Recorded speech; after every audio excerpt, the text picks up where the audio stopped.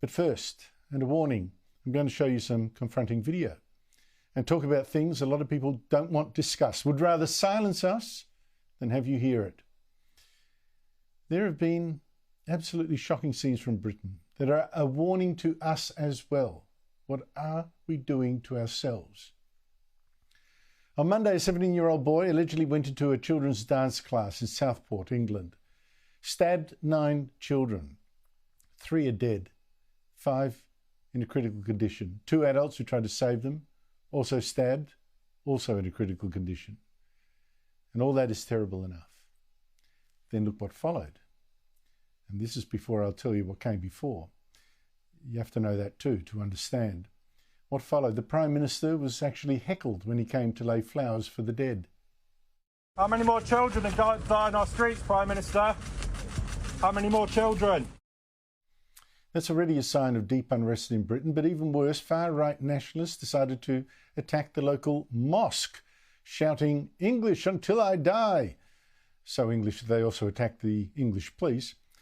And in all this, well, it might seem inappropriate to show something that looks a little farcical, but in all this, they were really just hurting themselves and hurting England as well by their savagery and their sheer stupidity and their violence. Now, these guys had believed tweets claiming that the 17-year-old alleged killer was Muslim. That actually seems extremely unlikely. The boy was born in Wales to a family from Rwanda, which is 90% Christian. But police aren't saying what drove him. Not terrorism, they think. They don't think yet. But anti-immigration politician Nigel Farage, leader of the Reform Party, exploited both the murders and the past failures of police to be frank over attacks involving foreigners. The police say it's a non-terror incident. I just wonder whether the truth is being withheld from us. When I say foreigners, I should say immigrant communities. So far we have a story that most of the media will report as a terrible murder that exposes the racism of white Britain in the backlash.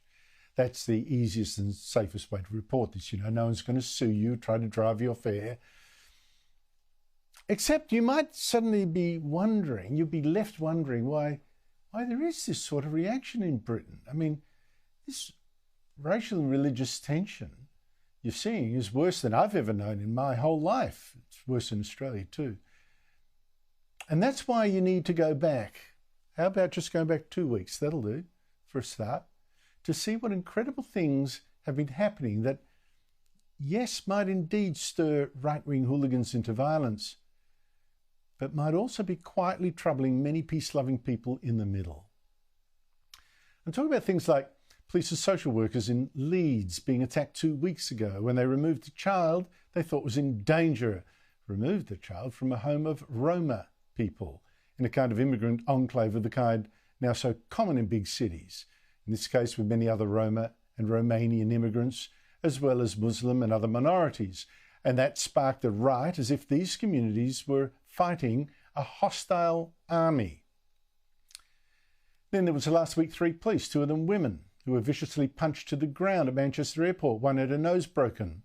Muslim men of Pakistani background at that airport last week. And when one officer tried to stop them, he kicked one man in the head. Muslim crowds attacked their local police station and protested there for days with a prominent Muslim anti-racism campaigner, cheering that some people seem to be pissed because a bunch of white officers got their asses handed to them by Pakistanis. And last week, a man of African appearance with a common Nigerian surname repeatedly stabbed a lieutenant colonel in full uniform walking from his house. Again, we're not told the motive. None of this excuses the riot at the Southport Mosque, none of it. But just to dismiss it as, there you go, British racism, that's not the whole picture. There's also fear. The fear and anger of poor whites who've got no other place to go than their own country. Don't have the money, don't have the skills, don't have the education, not like the journalist class, the politicians, they can live almost anywhere. So all this does raise questions again about whether mass immigration, plus identity politics, plus a strand of anti-white, anti-colonial activism, has created a powder keg where extremes on both sides get stronger and people in between wonder what the hell has happened to their country. when a man carrying the British flag could get arrested in his own country at a pro-Palestinian march in London? How did Britain and Australia as well get to the position where people are increasingly othering each other, by race or religion or origin? They're the other. And that's the thing with all this. People who think that those around them are the other won't treat them like their own. And that goes for both sides. And unless we do so much more to build and remind us of what unites us, not divides, as is so fashionable, this ugliness is our future.